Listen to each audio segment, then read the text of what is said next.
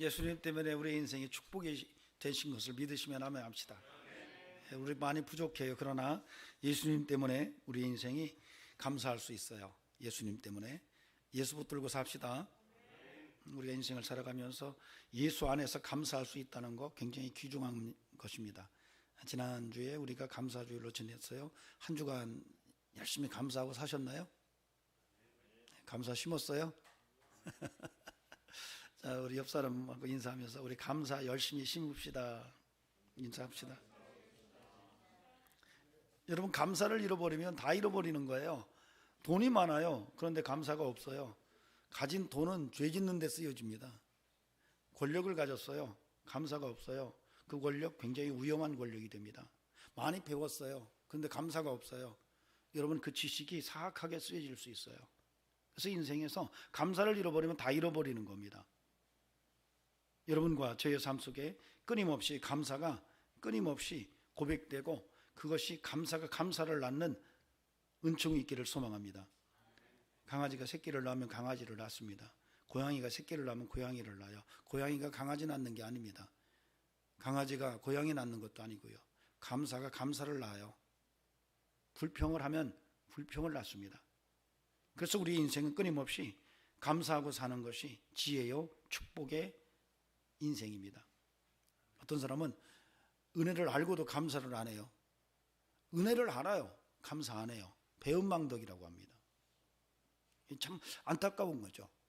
은혜를 알면 그 은혜에 대해서 감사를 알아야 되는데 감사 안 해요. 이기적인 사람입니다.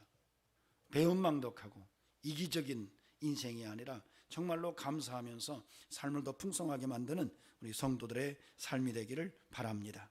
감사가 있어야 건강도 회복되고 감사가 있어야 삶도 생기가 넘쳐요. 여러분, 굉장히 어려워도 감사하는 마음이 삶 속에 가득하면 삶이 굉장히 활력이 넘칩니다. 얼굴빛이 달라져요. 그리고 그렇게 믿음으로 살면 어느 날 감사할 수밖에 없는 일이 나타나요. 이 하나님의 은혜가 우리 성도들에게 충만하기를 바랍니다. 특별히 성도는 하나님께 감사해야 돼요. 여러분, 하나님께 감사합시다. 감사에도 급이 있어요. 하나님께 감사하는 사람이 있고 사람에게 감사하는 사람이 있고 일이 잘 돼야 감사하는 사람이 있어요. 근데 일이 잘 돼야 감사하는 사람은 사람에게 고마움 잘 몰라요. 하나님 앞에 감사하지 않습니다. 이 정도 수준이면 짐승 수준이라고 보면 돼요. 이 사람은 일이 잘 돼야 감사하기 때문에 사람도 무시하고 하나님도 없다고 하는 사람이에요. 여러분, 이런 사람의 인생이 우리의 모습이어서는 안 되죠. 하나님께 감사한다면 그 삶은 신의 성품에 참여하는 자들이에요. 저와 여러분은 신의 성품에 참여하는 자들이에요. 끊임없이 하나님께 감사하고 삽시다. 적어도 사람에게 감사하면 그저 사람다운 사람이에요. 여러분, 이 수준에서 머물지 말고 끊임없이 하나님께 감사하며 신의 성품에 참여하면서 하나님의 영광을 드러내는 축복의 통로가 되기를 바랍니다. 아주 오래전에 제가 우리 성도들에게 불평 없이 살아보기라는 책을 권했어요. 읽으라고. 사다 여러 권을 제가 사가지고 거의 한 분에 하나씩 책을 읽었던 것 같아요. 한번 불평 없이 살아보자. 왜냐하면 그 책의 저자인 웰 보엔이라고 하는 목사님은 작은 교회를 목회하면서 인생의 모든 불행이 불평에서 온다고 봤어요. 그래서 그분이 컴플레인 프리를 외쳤어요. 불평 없이 살아보자. 그래서 책을 써서 교인들에게 부탁을 했어요. 자주색 띠를 하나 줘서 팔에 좀 매라. 그리고 3주간을 버텨라. 불평 없이. 왜냐하면 사람이 어떤 습관이 내 몸에 이렇게 체득이 되는 기간이 3주래요. 그래서 3주간만 불평을 안 하면 아마 그 다음부터는 불평을 하지 않고 살 수 있을 것이다 라고 하는 그런 논리에 따라서 자주색 띠를 줬어요. 그래서 자주색 띠 운동이라고 됐습니다. 그런데 왼쪽에 탁 차고 살다가 불평이 나와요. 그러면 이걸 빼서 오른쪽에 끼고 또 불평이 나면 또 끼고, 보통 사람은 하루에 15번에서 30번을 불평을 한대요. 보통 그렇대요. 그래서 이 삶을 멈추면 20하루, 즉 3주간만 멈추면 습관화돼서 불평을 하지 않고 인생을 바꿀 수 있다라고 생각을 하고 그 운동을 했습니다. 보통 4개월에서 길게 가면 어떤 분은 7개월, 8개월, 10개월까지 간대요. 그 삶이 부단한 노력으로 내 삶에 스며들기까지. 근데 그때 다 해보자고 했는데 끝까지 마친 분이 없는 것 같아요. 저를 포함해서.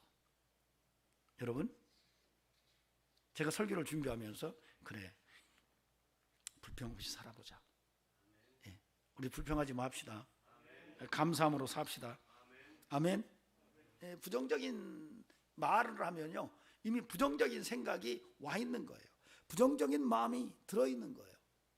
그리고 그런 삶은 부정적인 결과를 만들어냅니다. 정말로 행복한 삶을 우리가 복음 안에서 살기를 원한다면 무엇보다도 불평을 멈춰야 돼요. 감사할 수 있어야 돼요. 우리 성도들에게 그런 축복과 은혜가 함께하기를 바랍니다. 근데 귀중한 것은 이 불평을 없애고 감사하는 삶의 원동력이 있는데 그게 바로 믿음이에요. 믿음이 있으면 그 믿음으로 인해서 우리가 인생을 감사할 수가 있어요. 어떠한 상황 속에서도 믿음만 견고하면, 믿음의 정체성만 설명하면 놀랍게도 우리의 삶 속에 감사가 가능한 역사가 일어나게 돼 있어요. 저는 우리 성도들에게 그런 삶의 은총이 있기를 바랍니다. 오늘은 그래서 믿음에 좀 강했으면 좋겠다 생각이 들어요. 따라합시다. 믿음에 강하자. 예, 다른 것에 강하지 말고 믿음에 좀 강했으면 좋겠어요. 아니, 나는 술을 하루에 얼마나 먹는데. 그래서 옛날에 뭐 술 많이 드실 때는 우리 저 뒤에 몇 분들은 뭐 술래기 뭐 하고 그랬을 거예요. 우리 집사님 한 분이 그러더라고요. 고등학교 다닐 때 막걸리를 2마리인가를 부어놓고 친구하고 술래기를 했는데 이겼다고. 이겨서 집에 가가지고 정신을 잃었다는 그런 얘기를 들은 적이 있습니다. 어쨌든 술에 강한 게 아니라 믿음에 강합시다.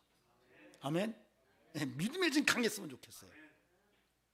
오늘 본문은 여러분이 이제 다니엘에 대한 사건인데, 여러분 읽어보면 구조적으로는 시나리오의 형식을 전형적으로 갖고 있는 본문입니다. 도입, 전개, 위기, 절정, 결말, 이런 구조로 형성되어 있는 그런 본문이에요.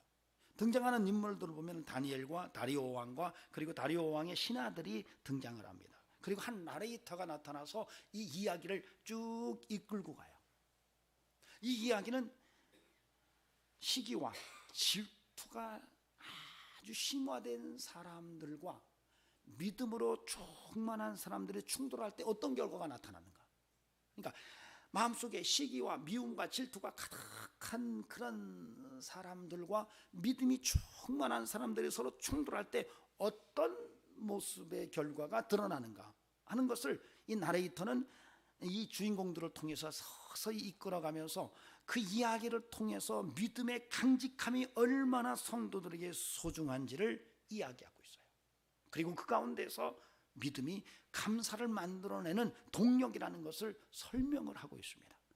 저는 오늘 저와 우리 성도들의 심령 속에 오늘 이 다니엘의 사건을 통해서 정말로 강직한 믿음에 대한 간절한 소망과 그 믿음으로 인해서 정말 감사하고자 하는 뜨거운 열망이 늘 꿈틀거리는, 역동적으로 움직이는 이런 은총이 살아있기를 바랍니다. 그런 삶을 삽시다. 우리는 다니엘이 굉장히 신비의 인물입니다. 여러분, 우리는 다니엘 그러면 그냥 믿음이 좋았던 그런 믿음의 선배다 이 정도 알고 있는데, 사실은 굉장히 신비한 인물 중에 하나예요. 왜냐하면 포로로 끌려가서 바벨론에서 굉장한 권력의 위치까지 올라갑니다. 벨사살 왕 때에는 바벨론 제국의 3번째 권력자까지 올라가요. 넘버 3까지 올라갑니다. 그런데 바벨론이 페르시아에 멸망당한 다음에 페르시아 제국에서도 넘버 2까지 올라가요. 여러분, 이게 굉장히 신비한 인물 중에 한 사람이 이 다니엘입니다. 그런데 그 주인공인 다니엘이 오늘 본문 속에서 위기를 당하는데, 그 위기 속에서 우리가 보여지는 것이 하나님이 그의 인생 속에 함께 했다는 거예요. 그리고 그 인생 속에서 그렇게 하나님이 함께 할 수 있었던 것은 다름이 아니라 믿음이었다는 것을 우리에게 잘 보여주고 있습니다. 대단한 유능함이 있지만 그럼에도 불구하고 하나님이 함께 하셨기에 그 인생이 하나님의 영광을 드러내고 풍성하고 부족함이 없는 영적인 삶을 살아냈다는 것을 오늘 본문 속에서 읽을 수가 있어요. 내용을 조금 설명하면, 다리오 왕 때에, 이 페르시아 다리오 왕 때에 다니엘이 사실은 3명의 총리가 있었는데 그 중에 넘버원, 총리 중에서는 최고의 신임자가 됐어요. 이렇게 되니까 다른 신하들이 다니엘을 눈뜨고 못 보는 거예요. 시기심과 질투심 때문에 자, 저걸 제거하자. 그래서 만들어낸 계략이 다니엘의 신앙을 걸고 넘어져요. 다른 것으로는 빈틈이 없는 사람인데 요걸 걸고 넘어지면 이 친구는 반드시 걸릴 거야 라고 생각해서 영적인 문제를 걸고 넘어져요. 여러분, 세상은 그렇습니다. 성도를 걸고 넘어질 때 극단적인 상황에 가면은 영적인 문제를 걸고 넘어져요.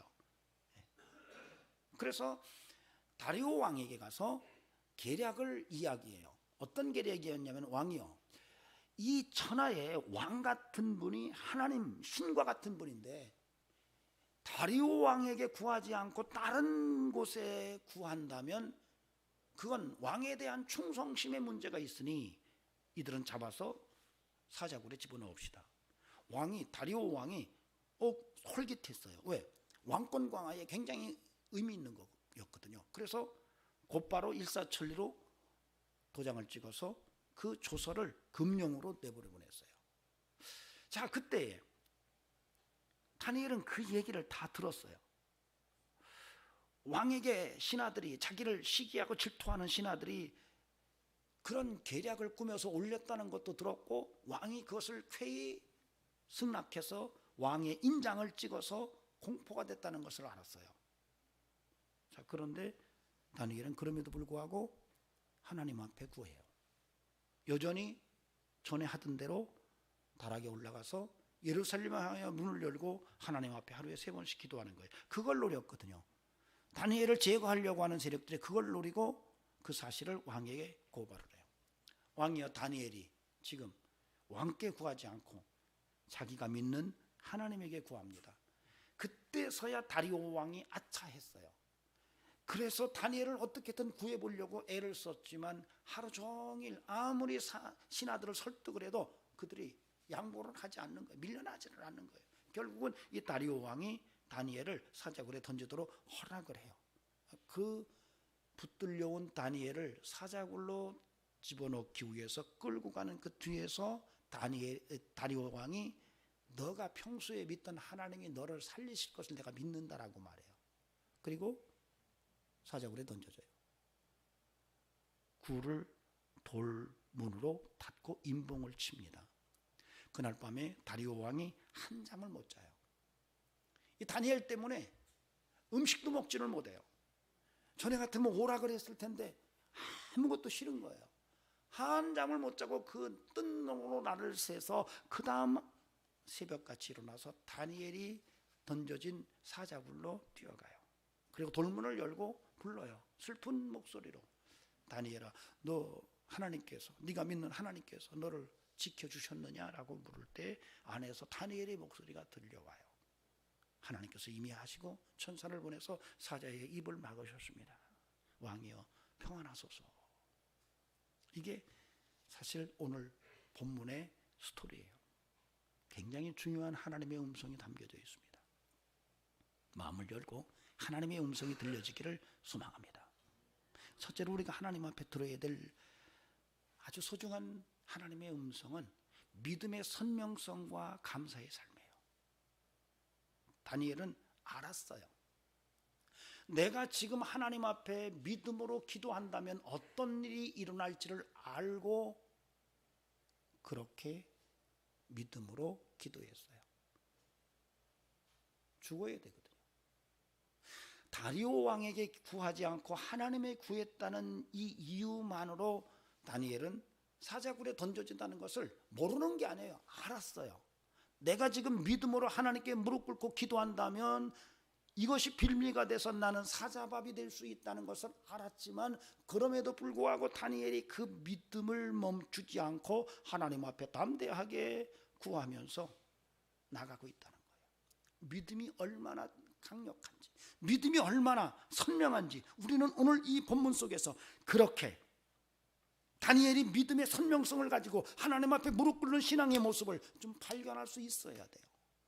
굉장히 쉽지 않지만 굉장히 어려운 것이지만 오늘 우리는 다시 한번 이 다니엘의 믿음의 정체성을 분명히 깨닫고 우리의 믿음이 과연 다니엘과 어떤 차이를 드러내는지를 좀 살펴볼 필요가 있다는 거죠.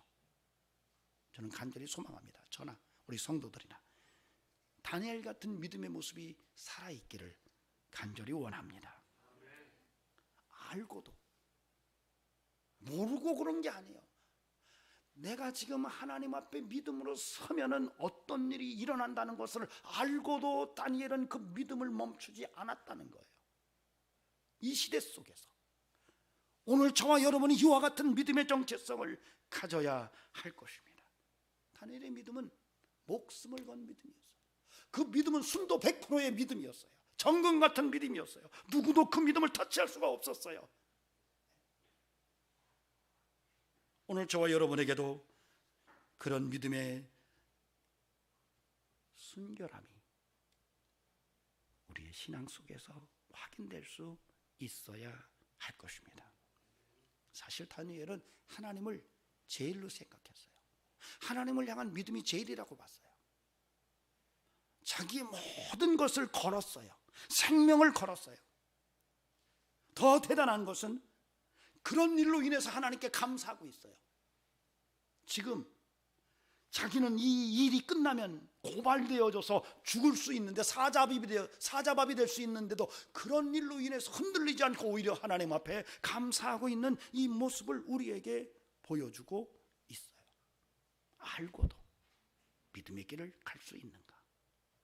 어떤 일이 일어날지를 알고도 믿음의 길을 갈 수 있는가? 그 길이 고난의 길이고 십자가의 길이고 정말로 힘든 길인 것을 알고도 그 믿음의 길을 갈 수 있는가? 이것을 지금 다니엘을 통해서 우리에게 하나님께서 묻고 있어요. 제가 어렸을 때만 해도 목사님들이 생활이 그렇게 풍성하지를 못했습니다. 그래서 저희 선배들이 하나님의 부르심을 받고 목사가 되려고 할 때 주변에서 자꾸 하는 말이 그거였어요. 어려운 길을 왜 그 길을 가려고 하느냐? 어려운 길을 왜 가려고 하느냐? 제가 신학을 결정을 하고 제가 정말 존경하는 선생님을 만났어요. 우연히 그 고속버스 터미널에서 뵀는데 저한테 학교를 어디 갔냐고 물으시더라고요. 그래서 제가 신학을 한다고 그러니까 몇 번을 저한테 그러세요. 거 힘들 텐데 우리 어머니도 권사인데 거 힘들 텐데 더 이상 얘기를 안 하세요. 몇 번을 힘들 텐데라는 말씀만 하고 가시더라고요. 힘들 줄 알면서 갔어요. 그 길이 어려운 십자가의 길인 줄 알고도 갔어요. 교회를 개척하면 얼마나 힘든지를 알았어요. 그러나 주께서 원하는 그러한 소원이고 소명이었기 때문에 그 길을 믿음으로 갔어요. 그러나 오늘날은 그런 모습이 보이지 않아요. 나는 시온의 대로로 가야 되고 그 힘든 길은 다른 사람들이 가야 돼요. 이제는 그 길이 어렵다고 그렇게 말해주고 그것이 내게 확인이 된다면 그 길로 가려고 하지 않아요. 이게 오늘날 우리가 살아가는 영적 현실이에요. 예전에는요, 성도들이요, 주의를 지키고 믿음을 지키기 위해서 주일날 자기가 운영하는 가게에 문을 닫는 것이 그렇게 어렵게 보여지는 모습은 아니었어요. 많은 사람들이 믿음을 지키기 위해서 주일날 자기의 생업의 가게의 문을 닫았어요. 그러나 지금은 그런 모습들이 잘 보이지가 않아요. 그 길이 어렵다는 것이 확인이 되면 그 길로 십자가를 들고 가려고 하는 무리들이 흔치 않은 시대 속에 지금 우리들이 살아가고 있어요. 1924년 파리 올림픽에서 에릭 리델이 영국의 100m 단거리 육상 대표로 출전을 했어요. 근데 그가 게임에 뛰는 날이 주일이었어요. 이 에릭 리델이 그날 공개했어요. 나는 주일날 뛰지 않습니다. 이 리델은 그날 그런 말을 하면 자기가 어떤 소리를 들을지를 다 알고 있었어요. 그러나 그는 믿음 때문에 자기는 주일은 하나님 앞에 예배드리는 날이라고 그렇게 선언을 하고 뛰는 것을 멈췄어요. 예상했던 대로 온 영국의 언론들은 그를 조롱하기 시작했습니다. 편협한 종교인, 네가 할 수 있는 것이 그 정도밖에 되지 않느냐, 위선자다, 속 좁은 인간이다라고 별별 얘기를 다 했어요. 결국 못 뛰었어요. 아니, 뛰지 않았어요. 그리고 나서 리들에게 400m 출전권을 주었어요. 사람들이 다 그랬어요. 리들이 들러리일 것이다. 그래서 출전을 하는데 팀의 물리치료사가 메모지를 하나 주는 거예요. 그 메모지를 열어보니까 사무엘상 2장 30절에 기록되어 있는 거예요. 나를 존중히 여기는 자를 내가 존중히 여기고. 이 리델이 그 말씀을 읽는 순간에 힘이 생겼어요. 그래서 100m를 뛰듯이 400m를 질주를 하면서 금메달을 땄어요. 영국이 뒤집어졌어요.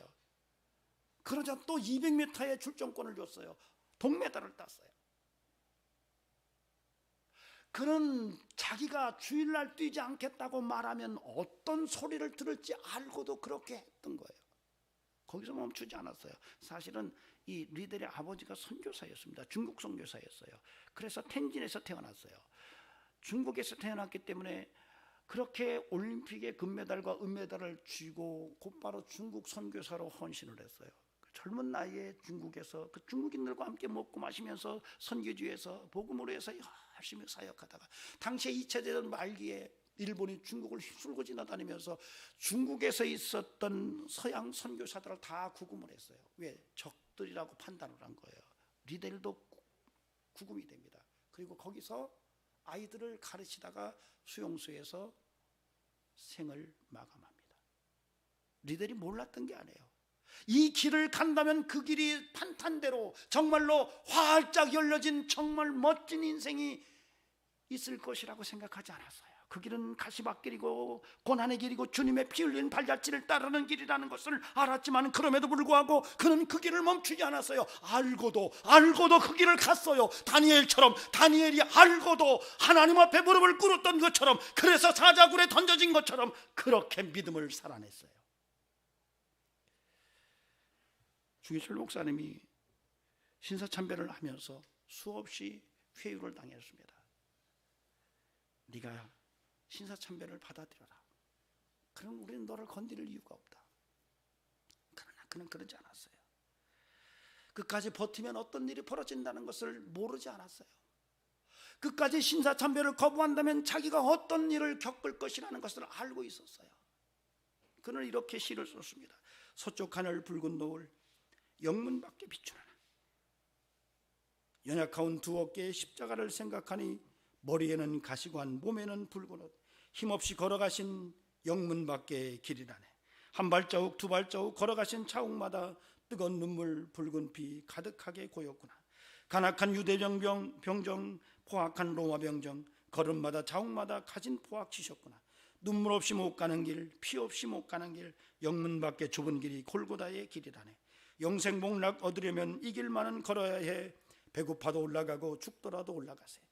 아픈 다리 싸매주고 저는 다리 고쳐주사 보지 못한 눈을 열어 영생길을 보여주니 칠전팔기할지라도 내 십자가 바로 지고 골고다의 높은 곡에 나도 가게 하옵소서. 십자가의 고개턱이 제 아무리 어려워도 주님 가신 길이 오니 내가 어찌 못 가오랴. 주님 제자 베드로는 거꾸로도 갔사오니 고생이랴 못 가오며 죽음이랴 못 가오리.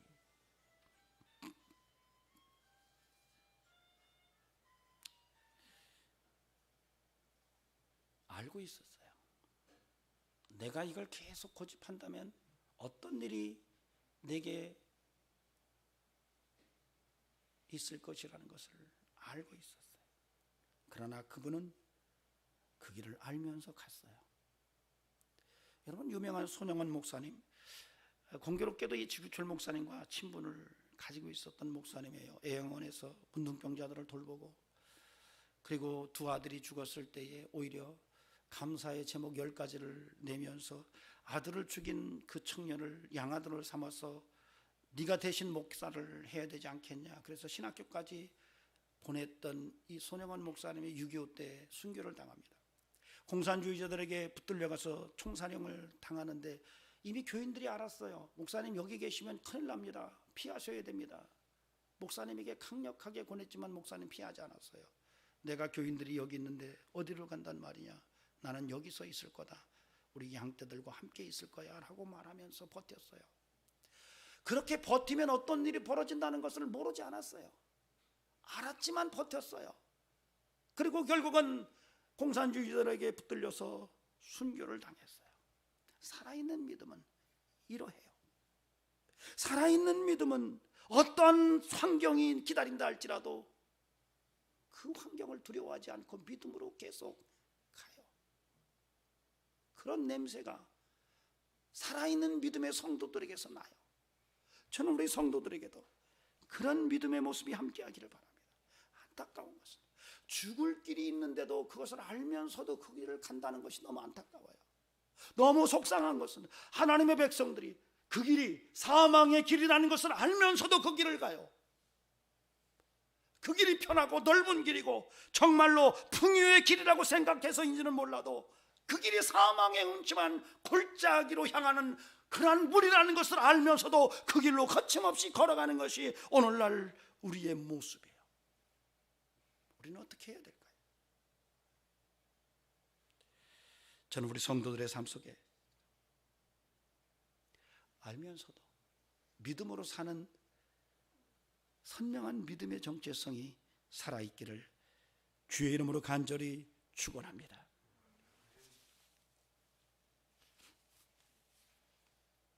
십자가를 지고 가야 할 일꾼들이 돈꾀를 지고 가요. 십자가를 붙들어야 될 하나님의 일꾼들이 돈꾀짝을 지고 가요. 십자가를 지고 와야 될 하나님의 일꾼들이 썩은 칼자루를 들고 권력이라고 생각해요. 십자가를 붙들고 살아야 될 주의 일꾼들이 인기에 망가진 트로피를 안고 기뻐하고 있어요. 그 길이 멸망의 길인 줄 알면서도 그 길로 걸어가는 것을 주저하지 않아요. 안 된다는 것을 알아요. 그 길로 가려고 하는데 마음에서 성령께서 그 길로 가면 안 된다고 말하는데 그 길로 가고 있어요. 아니, 고난의 길이고 십자가의 길이고 내가 그렇게 믿음으로 강력하게 나아갈 때 어떤 일이 일어난다는 것을 알면서도 가는 것이 아니라 그 길이 망하는 길이고 저주의 길이고 정말로 끝장나는 길인 것을 알면서도 그 길로 간다면 너무나도 안타까운 인생이 아닌가. 가끔 운전을 하다 보면 빨간불을 만납니다. 마음은 급한데 빨간 신호등이 걸리면 짜증이 날 겁니다. 그러나 여러분 그러지 마세요. 당신의 생명을 위해서 그러는 거예요. 때로는 우리가 인생을 살아갈 때 하나님이 빨간불을 보여주세요. 그때 여러분은 멈출 수 있어야 돼요. 그래야만이 여러분 하나님의 은혜 속에서 보호됨이 가능한 거예요. 빨간불이 보이는데도 거침없이 그 길로 간다면 그건 망하는 길이에요. 끝나는 길이에요. 여러분, 저와 여러분이 오늘 하나님의 말씀 다니엘의 사건을 통해서 정말로 믿음의 선명성을 분명하게 깨닫고 그 선명한 믿음의 정체성을 잃어버리지 않는 그런 성도로 살아갈 수 있기를 소망합니다. 하나님을 제일로 알았어요. 다니엘은 하나님을 제일로 알았어요. 하나님을 위해서 목숨을 걸었어요. 사자밥이 되는 것도 두렵지 않았어요. 여러분, 이런 믿음의 모습이 오늘 우리에게도 살아있기를 소망합니다. 네, 참 안타까운 것은 말라기 1장에 보면은 하나님께서 이스라엘 백성들에게 내가 성전문을 닫고 싶다, 이렇게 누가 좀 성전문 닫았으면 좋겠다라고 말씀하실 때가 있어요. 그때 그 본문에 보면 8절에 너희가 어떻게 내게 올 때에 저는 것 눈먼 것 상한 것들을 내게 가져오느냐, 이렇게 얘기해요. 여러분, 그게 뭔지 아십니까? 하나님께 가져오는데 쓰레기를 가져오는 거예요. 여러분, 하나님께 예배하겠다고 가져오는 예물이 쓰레기예요. 여러분, 이건 뭘 얘기하니까 하나님을 쓰레기 취급하는 거예요. 다니엘은 자기의 생명을 걸고 믿음으로 살았어요. 어떤 이는 생명을 걸고 가장 귀한 하나님으로 인정하고 믿음의 삶을 살아가는데, 어떤 이들은 하나님을 쓰레기처럼 생각하고 신앙생활을 하고 있어요. 오늘 내가 어떤 모습인지를 한번 우리는 우리 스스로를 평가해 봐야 돼요. 정말로 내가 하나님 앞에서 나의 삶의 가장 소중한 것을 걸고 믿음의 설명성을 지켜나가는 성도인지를 우리가 한번 확인할 필요가 있다는 거예요.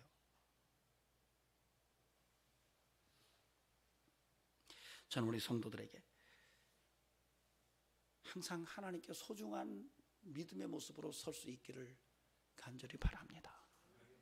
두 번째로 우리가 생각할 것은 13절에서 17절 말씀이에요. 이 본문은 요약하면은 사자굴에 다니엘이 던져지는 거예요. 하나님께 기도한 것 때문에 모함이 돼서 결국은 사자밥이 되도록 사자굴에다가 다니엘을 던져 넣고 임봉을 했어요. 여러분, 이것이 우리에게 던지는 메시지는 뭔가요? 우리가 선명한 믿음을 가지고 살아갈 때 때로는 엄청난 위기가 우리를 기다리고 있을 수 있다는 것을 본문을 통해서 우리가 알 수 있어요. 다니엘의 출중함을 시기하고 질투했던 다른 신하들은 다니엘을 걸고 넘어질 게 없어서 믿음의 문제를 걸고 넘어진 거예요. 믿음의 문제를 걸고 넘어졌는데, 참 우리가 한번 생각할 것은 이런 사건의 이면에 숨겨져 있는 것이 어떤 것이 있을까라고 하는 거예요. 그냥 겉으로 볼 때는 시기와 질투와 미움이 가득한 다른 신하들이 다니엘을 미워해서 그를 제거하려고 계획을 세운 걸로 표면적으로는 보여지는데, 그거가 다일까? 그거가 모든 것일까라고 하는 거예요. 그 이면에 다른 뭐는 없었을까라고 우리가 생각할 필요가 있다는 거예요. 여러분, 이건 뭘 얘기하는 거예요? 우리가 인생을 살아가면서 영적인 싸움에서 때로는 어떤 위기가 다가왔을 때 단순하게 그 위기의 표면적 모습만 보는 것은 지혜로운 삶의 모습이 아니라는 거예요. 그 이면에 뭐가 있을 수 있다는 거예요.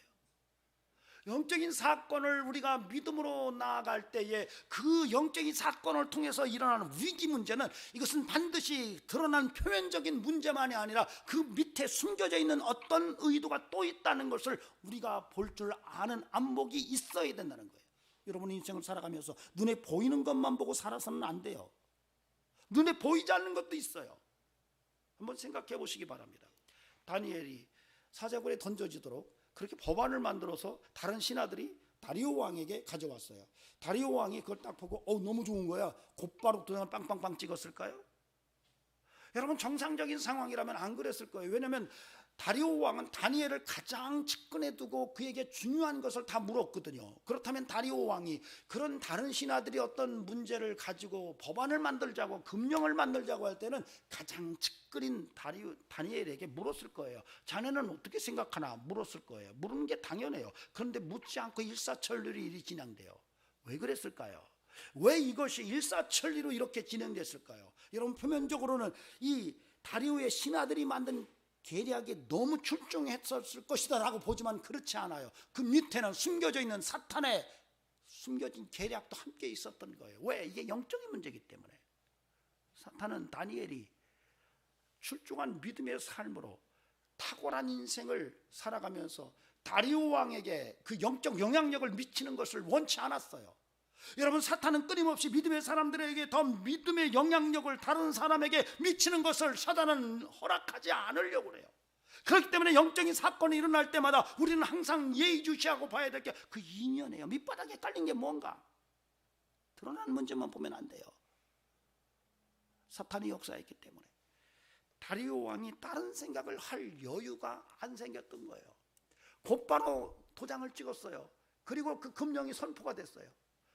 나중에 그 흔적을 본다면 다리오 왕이 그것에 다니엘이 걸렸다는 소식을 듣고 아차 하면서 그날 하루 종일 신하들에게 다니엘을 살릴 방도를 놓고 씨름하는 것을 보면은 그가 순간적으로 놓친 것을 볼 수가 있어요. 여러분, 우리가 인생을 살아가면서 인생에서 영적인 위기는 단순하게 표면적인 인간적인 요인만 있는 게 아니라 그 밑에는 악한 것들의 괴계도 함께 있다는 것을 알아야 돼요. 사람이 지극히 사람을 누군가를 미워하고 시기하고 질투하면 그 삶에 사탄이 역사하게 돼 있어요. 그러면 더 격동적인 사건이 이루어져요. 여러분, 예수님께서 십자가에 못 박힐 때에 가룟 유다가 은 30이 팔아요. 가룟 유다가 의도적으로 그렇게 팔아요. 은 30이 좋아서 팔았을 수 있어요. 그러나 성경은 그것을 그렇게만 기록해 놓지 않았어요. 요한복음 13장에 가면은 가룟 유다에게 예수를 팔 생각을 마귀가 넣었다고 말해요. 그리고 나서 이어서 마귀가 사탄이 그에게 들어간지라. 그래서 그 가룟 유다가 예수님을 팔아 넘기는 거예요. 여러분, 이것이 표면적으로 드러났을 때는 인간의 어떤 욕망이나 인간이 생각했던 어떤 계획에 의해서 된 것 같지만 실제로는 그 밑바닥에 악한 사탄의 세력들의 개입이 있었다는 것을 우리에게 보여줘요. 여러분, 눈을 떠서 보시기 바랍니다. 오늘 이 다니엘의 사건은 단순하게 신하들의 계략만이 아니라 악한 것들의 역사도 함께 했다는 것을 봐야 돼요. 우리의 삶에도 그러할 수 있어요. 그러나 감사한 것은 두려워하지 마세요. 그런 위기가 우리에게 왔다고 두려워하지 마세요. 왜요? 답을 알기 때문에. 결국은 하나님이 이겨요. 믿음이 이겨요. 다니엘은 그걸 알았어요. 다니엘은 영적으로 그걸 알았어요. 간파했어요. 그래서 지금 결국은 내가 승리한다, 하나님이 이긴다는 것을 알았어요. 담대하게 하나님 앞에 기도해요. 그리고 사자굴에 던져져요. 여러분, 승리는 믿음에 있습니다. 선명한 믿음은 결국 삶을 승리로 이끌어냅니다. 믿으시면 아멘 하시기 바랍니다. 승리는 내 것일세. 승리는 내 것일세. 승리는 내 것일세. 구세주의 보혈로서 승리는 내 것일세. 이게 믿음의 사람들에게 가능한 찬송이에요. 이 찬송을 부를 수 있으리라고 믿어지면 아멘 하시기 바랍니다. 네, 흔들릴 이유가 없어요. 다니엘이 흔들리지 않아요. 사자굴을 두려워하는 게 아니에요. 사자굴보다, 그들의 괴계보다, 사탄의 역사보다 하나님의 전능성이 더 위에 있다는 것을 다니엘은 분명히 믿었어요. 그런데 그 영향을 받은 다리오 왕이 다니엘이 사자굴로 던져지기 위해서 끌려갈 때 뒤에다 남긴 말이 우리를 충격적으로 이끌어내요. 네가 항상 섬기는 너의 하나님이 너를 구원하시리라. 여러분, 이게 얼마나 귀한지 몰라요. 여러분, 그리스도는 이렇게 영향력을 미쳐야 돼요. 나와 함께 관계를 맺은 자들에게 영적 영향력을 미칠 수 있는 선한 믿음의 성도들이 지금 필요해요. 이런 사람들은 어떤 위기 속에서도 흔들림이 없어요. 두려워하지 마세요. 합력하여 선을 이루십니다. 여러분이 어떤 위기를 만났어요. 내가 믿음으로 더 살아보려고 하는데 어떤 위기가 다가왔어요. 여러분, 충격받지 마세요. 결국은 승리는 하나님에게 있음을 믿으시기 바랍니다. 모든 것이 합력하여 선을 이루는 하나님의 은혜가 믿음의 선명성으로 살아가는 자들에게 있음을 오늘 분명히 아시고 승리의 노래를 준비하는 은총이 함께하기를 바랍니다. 아멘. 두려워하지 맙시다. 놀라지 마세요. 하나님이 함께하세요. 임마누엘입니다. 자, 세 번째로는 믿음의 절정과 결말이 어떤 건가. 이렇게 선명한 믿음으로 살았을 때 그 절정에서 드러나는 것이 무엇이며 결말이 뭔지를 18절에서 22절에서 이야기해요. 먼저는 18절에서 20절을 보면 여기에서 다니엘이 사자굴에 던져지는 과정 속에서 드러난 절정의 본문이 18절에서 20절인데 거기서 다리오가 믿음이 확실하게 드러나요.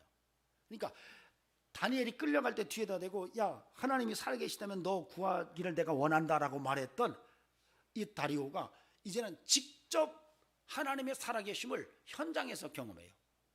여러분, 이게 놀라운 하나님의 은혜입니다. 여러분, 하나님의 백성들이 믿음의 선명성을 가지고 살아갈 때 놀라운 일들이 벌어져요. 그것이 바로 무엇인지 아십니까? 바로 이렇게 그 주변에 가까운 사람들이 하나님이 어떤 분인지를 알게 된다는 거예요. 여러분, 이게 놀라운 하나님의 은혜예요. 저와 여러분에게 이런 역사들이 드러나기를 바랍니다. 여러분이 믿음의 선명성을 가지고 인생을 살아간다면 여러분을 통해서 여러분 주변의 사람들이 하나님이 어떤 분인지 어떻게 살아 역사하는지를 보게 될 거예요. 그래서 우리가 믿음의 선명성으로 살아가는 거예요. 만약에 여러분을 통해서 하나님의 살아계심이 주변 사람들에게 보여지지 않는다면 여러분은 어쩌면 믿음의 선명성이 없을 수 있다는 것을 반증하는 거예요.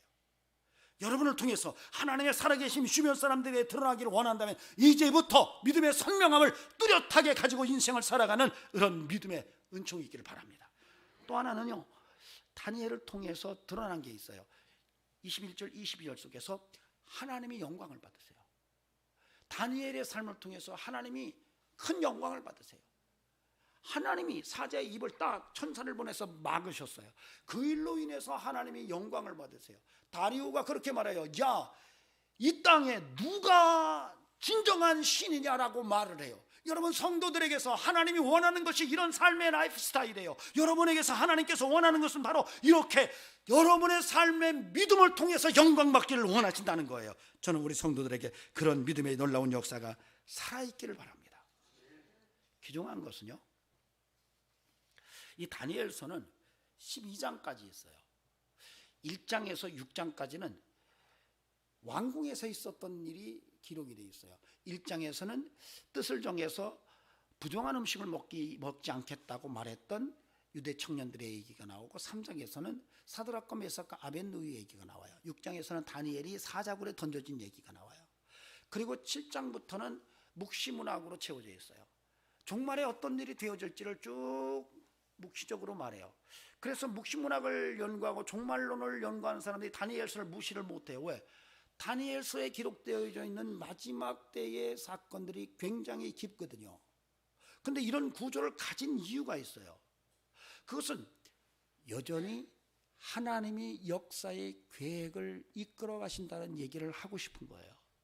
바빌론이 득세하고 페르시아가 득세하고 거대한 제국들이 나타나서 선택받은 이스라엘 백성들은 망했고 포로로 끌려왔음에도 불구하고 이런 역사를 여전히 하나님이 운행하시고 계획한 대로 이끌어 가신다는 것을 말하고 싶어 하는 거예요. 언제까지? 마지막 때까지. 그런데 그런 내용을 설명하는 동력이 바로 선명한 믿음이라는 거예요. 그리고 감사하는 삶이라는 거예요. 다시 말하면 다니엘의 믿음의 선명성을 통해서 여전히 하나님이 역사의 주도권을 가지고 계획하신 하나님의 뜻대로 이끌어 가신다는 것을 이야기하고 있는 거예요. 다니엘뿐만이 아니에요. 사드락과 메삭과 아벳느고 사건도 그런 마찬가지예요. 다니엘은 그런 얘기를 하고 있는 거예요. 그러므로 오늘 우리가 이 말씀을 통해서 분명하게 마지막에 활용정점을 찍어야 되는 것은 다른 게 아니에요. 지금 우리가 세상을 바라보면 코로나 팬데믹으로 세상이 다 망할 것 같고 하나님은 다 존재가 없어질 것처럼 그렇게 생각이 들 수 있어요. 국가에서 여러 가지 교회를 제어를 하고 예배를 방해하고 그래서 교회가 다 무너지는 것 같고 들려오는 말에는 만교회가 문을 닫았다는 소식까지 들려와요. 그러나 그럼에도 불구하고 하나님은 여전히 이 지구촌의 역사를 운행하고 계시다는 사실을 오늘 우리가 믿어야 돼요. 그 믿음의 동력이 성도들의 믿음의 선명성에서 나타나요. 저와 여러분이 믿음의 선명성을 가지고 살아갈 때 그 믿음의 선명성 속에서 하나님의 역사를 운행하고 계시다는 사실이 증명된다는 거예요. 대한민국이 저와 여러분의 믿음의 선명성 속에 달려 있어요. 이 지구촌의 역사가 하나님이 어떻게 운행하시는지를 어떻게 설명하느냐, 지금 믿음으로 사는 사람들이 다니엘처럼 믿음의 선명성을 가지고 죽음을 각오하고 믿음의 길로 걸어가는 여정 속에서 하나님이 지금도 여전히 우리의 모든 것을 섭리하는 창조주라는 것을 말하고 있다는 거예요. 이 설득력 있는 믿음의 삶이 우리 사랑하는 성도들과 저의 삶 속에서 드러나 하나님께 영광이 되기를 주의 이름으로 간절히 축원합니다. 기도하시겠습니다. 존귀하신 하나님, 알면서도 주 뜻대로 사는 성도 되기를 원합니다. 그 길이 고난의 길이고 그 길이 시련의 길인 것을 알면서도 예수 포기하지 않도록 은혜 주시고, 그러나 위기 속에서도 두려워하지 말게 하시고 우리의 믿음의 선명성 속에서 여전히 하나님은 이 세상을 계획 속에서 섭리하시는 것을 드러내 보여주시는 은혜가 있게 하옵소서. 이제는 우리 구주 예수 그리스도의 은혜와 하나님 아버지의 살아계심과 성령님의 역사하심이 오늘도 믿음으로 하나님 앞에 믿음의 강한 자가 되기를 원하는 귀한 심령들에게 영원토록 함께 하시기를 간절히 축원하옵나이다. 아멘.